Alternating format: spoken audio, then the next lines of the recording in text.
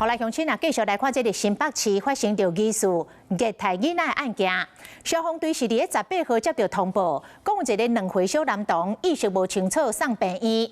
这个爸母讲是囡仔无小心扔落门床骹，但是救护人员发现这个小男童规身躯伤痕累累，怀疑是家暴。这警方就展开着调查。 查出这个小男童的爸母，拢是透早7点就出门，留2岁囡仔家己伫咧厝，一直到因暗时6、7点转来，就敢若透早要出门的时阵，泡一介牛奶，也就是讲，这个2岁囡仔规工拢是枵不倒的。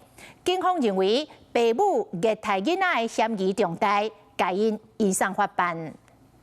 爸爸抱软小小查甫囡仔坐电梯要落骹，长等的过程，爸爸一直看向门外。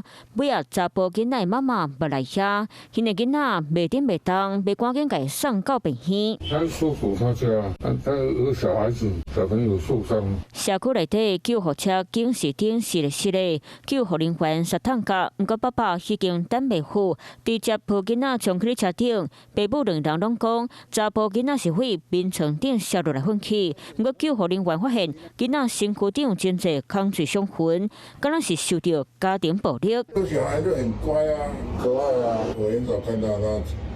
哭啊闹啊都没有啊。过年前有一段时间我没有看到小孩，男生自己出去跟自己出去，旁边都没有小孩。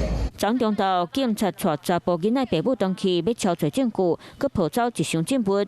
警察调查这对爸母，逐工透早7点就出门上班，期间敢若泡一罐牛奶，互2岁查甫囡仔家己一个人踮伫厝里，直到暗时6、7点，因才会回到厝。连续3、4天放囡仔孤一人伫厝里，警察怀疑连假敢嘛爱上班。根据了解，爸母拢是伫咧做临时工，照顾囡仔敢若真凊彩。怎么狠心下得了手？他才2岁耶。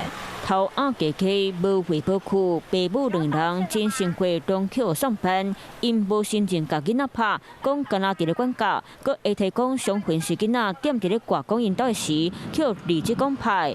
警察嘛请查甫囡仔阿祖、挂讲等6位家属到案说明。 Hello， 我是蒋欣梅。想要抢先掌握最及时的新闻资讯吗？赶快订阅、按赞、开启小铃铛，锁定华视新闻 YouTube 频道。